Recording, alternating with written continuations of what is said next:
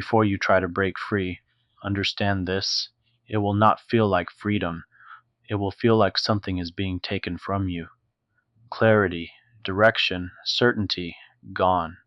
And for a while, you will question everything, not the system, yourself. Because the structure you're leaving behind was never just control, it was stability. So when it disappears, you don't rise immediately. You fall into something unfamiliar. And in that space, most people don't fail because they can't escape. They fail because they go back just to feel normal again. The ground beneath you does not collapse suddenly, but quietly disappears, not in a dramatic fall, but in a subtle erosion. What once felt certain, your identity, your direction, your place in the world, begins to loosen its grip. The roles you played so convincingly no longer fit. The goals you once pursued with urgency now feel strangely distant. And in that moment, what unsettles you most is not confusion, but absence. You are no longer who you were, and not yet who you are becoming. It feels like loss, not of something external, but of something far more intimate, a loss of self. This is the paradox few speak about, that breaking free does not feel like liberation at first. It feels like everything is slipping away, like you are standing at the edge of your own life, watching it dissolve, and the question that quietly emerges is not what will I gain, but rather what will be left of me if I let this go. Modern culture has very little patience for this kind of moment. It celebrates clarity, certainty, forward motion. It tells you that growth should feel empowering, that transformation should be visible, measurable, and above all, efficient. Breaking free in this narrative is framed as a triumph, a bold decision, a clean break, a new beginning filled with possibility. But this image is incomplete because it ignores the psychological cost of transformation. It overlooks the fact that the structures we outgrow, identities, relationships, belief systems, were not meaningless. They once held us together. They gave us direction. They protected us from uncertainty. To step away from them is not just to gain freedom, it is to lose orientation, and in a world that equates identity with productivity and self-worth with achievement, losing orientation can feel like losing everything. So people hesitate, not because they lack courage, but because they intuitively understand the depth of what is at stake. They sense that freedom is not simply an addition to life, it is a dismantling, and dismantling always feels like loss before it reveals itself as transformation. This inner dismantling was something Carl Jung spoke about with unusual honesty. He understood that psychological growth is not a process of accumulation, but of confrontation with what no longer fits, with what has been repressed, with what has been borrowed but never truly owned. He described a stage in life where the structures of the early self begin to collapse, not because they failed, but because they have fulfilled their purpose. The greatest and most important problems of life, Jung suggested, are fundamentally insoluble. They can only be outgrown. To outgrow something is not to solve it, it is to leave it behind. And leaving something behind, even something limiting, creates a void. This void is where many turn back, because emptiness is difficult to tolerate. It feels like regression, like disorientation, like loss of control. But Jung saw it differently. He saw it as necessary, because only in the absence of the old self can something deeper begin to emerge. We can begin to understand this process more clearly through a series of inner shifts, each one unsettling, each one essential. The first shift, the collapse of the known self. At first, breaking free feels like a fracture. The identity you have carried often for years begins to lose its coherence. The roles that once defined you no longer feel authentic. You may still perform them, but internally something resists. This is not confusion, it is awareness, an awareness that the self you have been living is incomplete. But this awareness does not immediately bring clarity, it brings destabilization. Because identity is not just how you see yourself, it is how you navigate the world. It gives you continuity. It provides a sense of control. When it begins to dissolve, you feel exposed. as if you are stepping out of a structure that once protected you, into something undefined. And in this stage, it is easy to mistake transformation for loss, because what you are losing is familiar, and familiarity, even when limiting, feels safe. The experience of inner emptiness. As the old self recedes, something unexpected emerges. Silence, not peace, not clarity, but a kind of internal quiet that feels unfamiliar. The ambitions that once drove you may lose their intensity. The routines that structured your days may feel mechanical. The external markers of success may no longer provide the same satisfaction. This is often interpreted as emptiness, a lack of direction, a loss of purpose. But this emptiness is not absence, it is space, space that was previously occupied by borrowed goals, inherited expectations, unconscious patterns. Viktor Frankl once wrote, "When a person can't find a deep sense of meaning, they distract themselves with pleasure. But when distraction no longer works, you are left with the raw question of meaning itself. And that question cannot be answered quickly.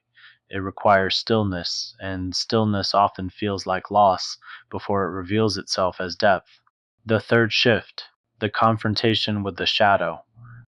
As you remain in this space, if you resist the urge to fill it prematurely, you begin to encounter aspects of yourself that were previously hidden, unacknowledged desires, unresolved emotions, parts of your personality that did not fit within the identity you maintained. Jung called this the shadow, not because it is negative, but because it is unseen. Breaking free does not just remove external structures, it exposes internal complexity, and this confrontation can feel overwhelming because it challenges the image you had of yourself. It reveals contradictions, it dissolves the illusion of a fixed identity. And yet, it is through this confrontation that integration becomes possible.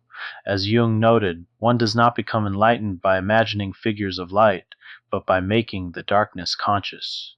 What feels like loss here is actually the dismantling of illusion, and while illusion can be comforting, it cannot sustain wholeness. The fourth shift, the slow emergence of an authentic self. If you continue, if you do not retreat back into old structures or premature certainty, something begins to take shape, not all at once, not clearly, but gradually, a sense of self that is less constructed and more discovered. Your choices begin to feel different, not because they are easier, but because they are more aligned. You become less concerned with fitting into predefined roles and more interested in understanding your own nature. This stage does not feel like sudden liberation. It feels like quiet coherence, a subtle alignment between your inner experience and your outer life. And what you begin to realize is this: you did not lose everything. You lost what was not truly. A man sits alone in his apartment late at night.